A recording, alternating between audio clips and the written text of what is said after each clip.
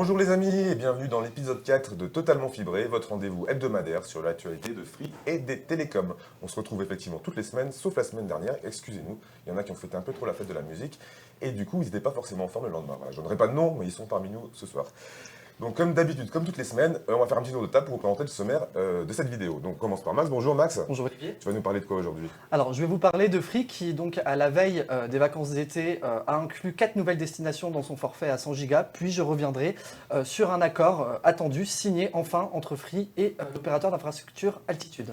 D'accord, merci Max. On continue avec un petit nouveau qui ferait sa première aujourd'hui, on verra bien comment ça se passe. C'est Romain. Bonjour Romain. Bonjour Olivier. Donc toi tu vas nous faire un test, toi, tu vas nous présenter quoi?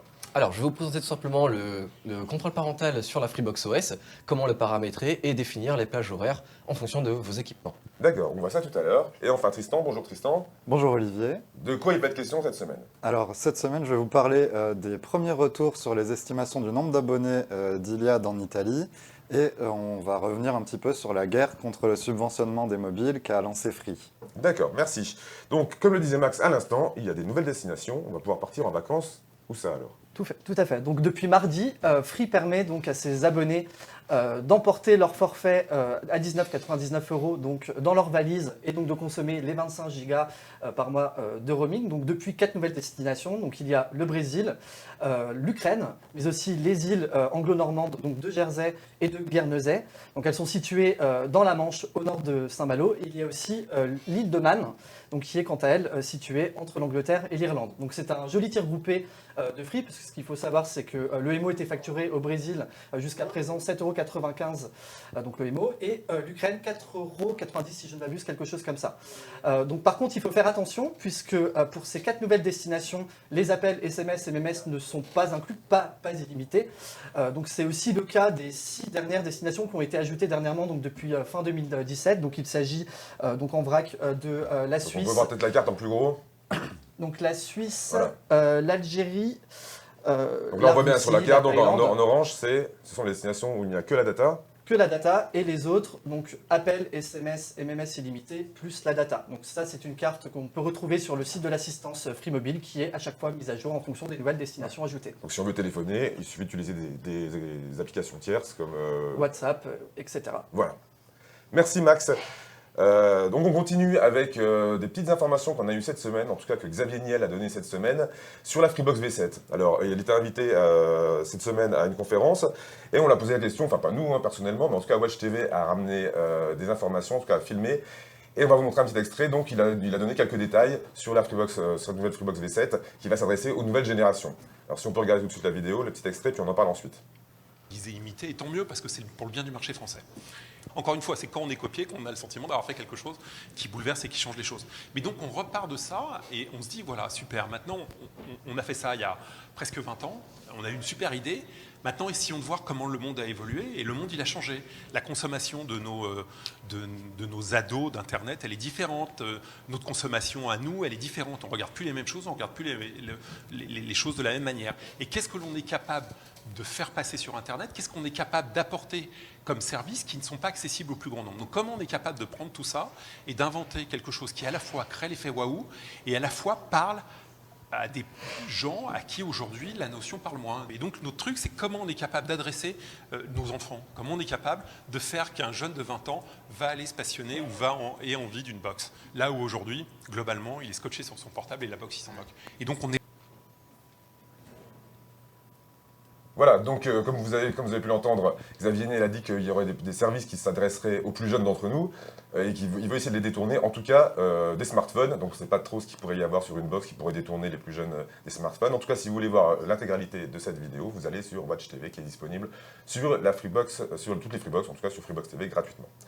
On a profité également de notre interview d'Antoine Darod, qui est le directeur de l'agence du numérique, pour lui poser la question justement à propos de cette Freebox V7, ce qu'il en attendait. Alors lui, il est responsable du déploiement de la fibre en France, mais la Freebox va aussi amener plus de débit, c'est ce que sous-entendait Free, donc on va écouter sa réponse et ce qu'il souhaiterait comme box, en tout cas quel service il aimerait bien avoir dans cette box, et il espère que ce sera disruptif. On l'écoute tout de suite. Du coup, vous attendez avec impatience la sortie de la Freebox V7 qui doit être disruptive et changer complètement, révolutionner les box qu'on connaît. Oui, et en espérant qu'il y ait une vraie innovation de rupture et pas juste un truc plus classe, plus qualitatif. Il faut aussi des vraies innovations de rupture. Encore une fois, quand vous vous rendez compte que vous ouvrez encore votre maison avec la bonne vieille clé en cuivre, enfin, regardez ce qu'on fait aujourd'hui dans les voitures, on est quand même très loin, on est très en retard en réalité dans la manière dont on a pu innover dans la maison avec nos box, dans nos rapports avec nos objets du quotidien, avec notre santé. C'est un formidable champ d'innovation. Je suis certain que beaucoup d'acteurs, et notamment les acteurs français, s'y prépareront. J'espère effectivement, pourquoi pas, que cette nouvelle Freebox soit une vraie révolution de rupture et pas juste un truc de montée en gamme. Voilà, donc l'interview ne s'est pas réalisée dans un garage souterrain comme on a l'impression, c'était chez Huawei avec une voiture connectée qui était derrière.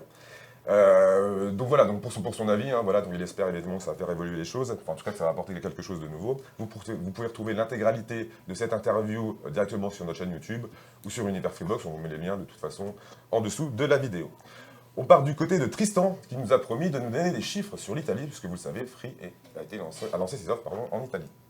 Alors, 10 000 nouveaux clients par jour, c'est les conclusions auxquelles sont arrivées les analystes de Berenberg, qui sont donc rendus en Italie pour essayer d'obtenir le nombre de portabilités qui ont été effectuées des concurrents vers Iliad. Dans le détail, donc, il y a environ 250 000 portabilités qui ont été effectuées à fin juin.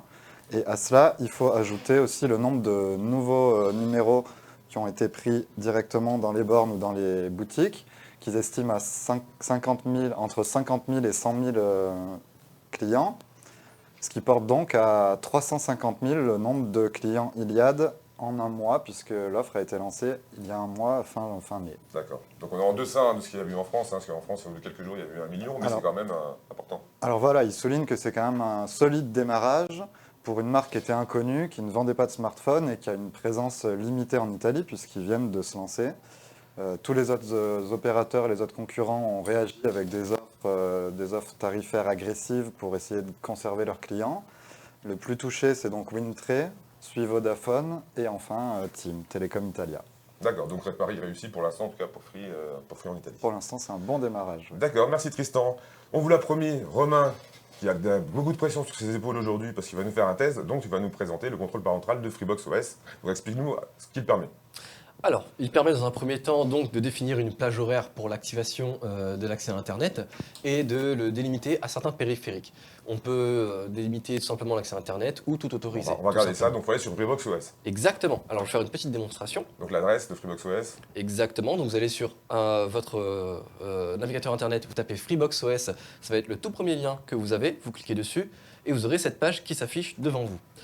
Suite à ça, vous allez tout simplement sur contrôle parental. Si vous n'êtes pas authentifié, vous demandez tout simplement un mot de passe que vous définissez à la première connexion de votre Freebox OS. Lorsque vous êtes dessus, hop là, donc il va vous afficher tous les périphériques que vous avez ici connectés à votre Freebox OS. Le mieux, donc, c'est de déterminer déjà dans un premier temps le nom de ce périphérique. On peut le renommer en cliquant dessus. Si par exemple c'est l'ordinateur de Mathilde, je tape ordinateur de Mathilde, tout simplement, et on l'enregistre. Pour déterminer maintenant la plage horaire et l'accès à Internet, c'est très simple. Il y a un petit bouton plus en bas, tout à droite du périphérique. On clique dessus. Donc là, qu'est-ce qui s'affiche devant nous? On a le filtrage parental, tout simplement en fonction du périphérique. Sur cette page, on voit très bien la plage horaire, tout simplement qui va de 0 à 23. Ce sont des petites cases d'une petite demi-heure. Rouge, c'est désactivé. Vert, c'est activé. C'est-à-dire que quand c'est vert, on a accès à Internet. Exactement. Et quand c'est rouge, on n'y a pas accès.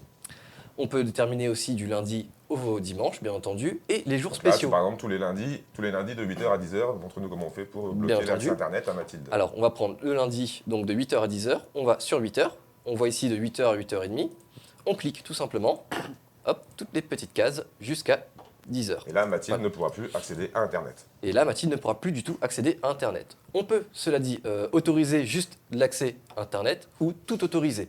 On peut mettre des restrictions par rapport au site, bien entendu, c'est bien plus complexe que ça, hein, il y a beaucoup plus de paramètres. En attendant, ce que je vous propose, c'est effectivement de retrouver tout le petit tutoriel qui est inscrit sur Univers Freebox. Si vous avez du mal à paramétrer tout ça, le lien sera en descriptif de la vidéo. Et je vous souhaite en tout cas une très bonne journée à tous et bonne continuation. Merci Romain. La mission n'est pas terminée, hein, il vous dit. Vous nous souhaitez une bonne journée. Ma présentation est terminée en tout cas. En tout cas, vraiment terminée. Merci Romain en tout cas. On continue avec Max qui va nous parler de fibre optique et de Free. Tout à fait. Donc Free a enfin signé un accord cadre avec l'opérateur d'infrastructure Altitude. Donc c'était cette semaine. Donc du coup, Free va débarquer sur les réseaux RIP d'Altitude. Alors les premiers abonnés Free devraient On voit la signature là. Si on peut- voilà. si on peut mettre. Donc les premiers abonnés Free En devraient plus gros. être fibrés donc, sur le plus grand RIP de France, donc opéré par Altitude. Donc c'est le RIP de la région Grand Est. Donc par la suite, Free commercialisera son offre au compte-gouttes sur le reste des réseaux opérés par Altitude, donc les réseaux actuels mais aussi futurs. Alors au total, cela concerne 3 millions de prises sur 19 départements et 2 communautés d'agglomération. Alors à noter aussi que Free, qui a donc signé donc là, il y a 1 an avec Axion, devait débarquer sur un premier RIP, c'est celui des Hauts-de-Seine en février dernier, donc ce n'est toujours pas le cas. Donc visiblement, d'après Xavier Niel, ce sera le cas aussi d'ici la fin de l'année. D'accord. Donc là, on voit la carte. Hein. Vous voyez la carte à l'écran qui s'affiche de toutes les RIP d'altitude. Donc si vous êtes situé sur ces zones-là, c'est probable que vous puissiez avoir d'ici la fin de l'année, en tout cas. Alors d'ici la fin de l'année, ce sera sur le plus grand RIP de France. Alors ensuite, ce sera sur les autres, donc à l'horizon 2019. D'accord. Merci beaucoup Max. On continue, on va avec Tristan, donc, et Free qui va porter plainte. Alors, pourquoi il va porter plainte? Explique-nous tout ça. Alors c'est ça, la bataille de Free contre le subventionnement des mobiles continue, puisque comme le rapportent les Échos cette semaine, Free a assigné Orange en justice. Pour mémoire, il y a déjà eu un précédent avec SFR sur des anciennes offres que l'opérateur ne commercialise plus. Et la Cour de cassation avait Ça rendu... concernait quoi exactement? Alors sur le fait de coupler un abonnement Internet, un abonnement mobile à la vente d'un terminal, effectivement, voilà. Et donc la Cour de cassation avait déjà rendu en mars dernier un premier avis qui avait conclu que le subventionnement de mobile couplé au forfait était donc une facilité de paiement équivalente à un crédit à la consommation et que donc l'opérateur au carré rouge devait se conformer aux obligations légales qui découlaient. D'accord, donc Free a gagné contre SFR et donc il reproduit la même chose avec Orange.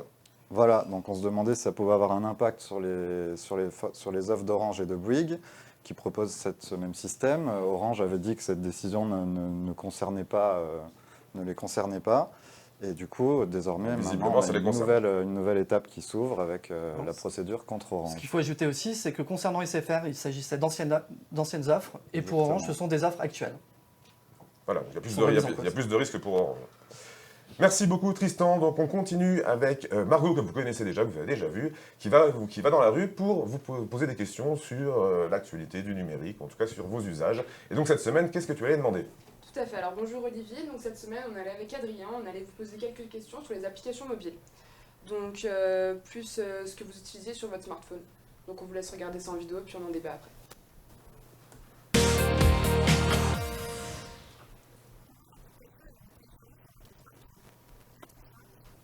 Une dizaine.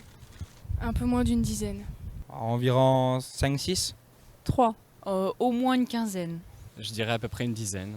Quel type d'application utilisez-vous le plus? Musique, vidéo, info? Twitter, Instagram, Snapchat. Surtout des réseaux sociaux et de la musique. Toutes les applis d'Université de Lorraine ou alors Messenger, des trucs comme ça. Les réseaux sociaux et aussi pour la banque, un peu d'utilitaire comme ça. Bon, les réseaux sociaux hein, comme Snapchat, Facebook. Facebook et Messenger du coup. Musique et réseaux sociaux, comme Spotify, Instagram, Snap, Facebook, les classiques.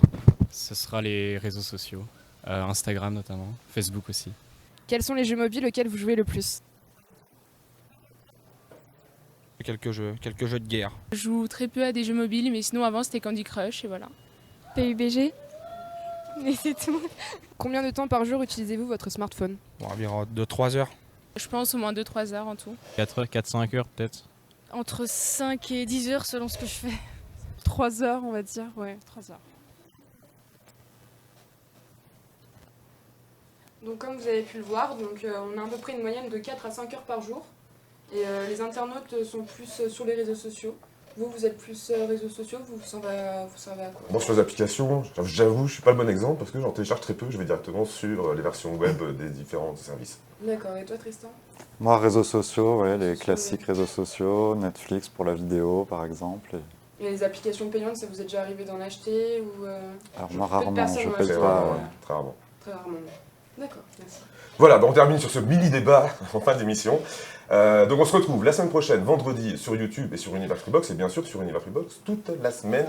On continue. En attendant, vous souhaite un bon week-end et on vous dit au revoir. Restez connectés. Ciao, ciao. Ciao.